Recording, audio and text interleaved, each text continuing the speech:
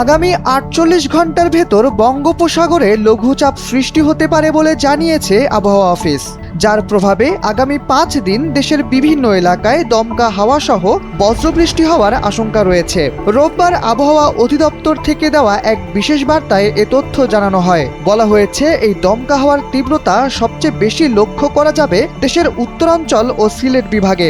আবহাওয়া অফিস আরও জানিয়েছে, আগামী ২৪ ঘন্টার ভেতরেই রংপুর, ঢাকা, সিলেট, ময়মনসিংহ এমনকি চট্টগ্রামের কয়েকটি জায়গায় অস্থায়ীভাবে দমকা ঝোড়ো হাওয়া ও বিদ্যুৎ চমকানো সহ বজ্রবৃষ্টি হতে পারে। সোমবার থেকে দেশের আকাশ আংশিক মেঘলা সহ আবহাওয়া প্রধানত শুষ্ক থাকবে। এদিকে মঙ্গলবার থেকে দেশের বেশ কিছু এলাকায় হালকা থেকে মাঝারি ধরনের বৃষ্টি হতে পারে বলে জানিয়েছে আবহাওয়া অফিস। 5+ স্টার রেটিং প্রাপ্ত দেশের সর্বোচ্চ বিদ্যুৎ সাশ্রয়ী ওয়ালটন এসি স্মার্ট কমফোর্ট এখন নেক্সট লেভেলে।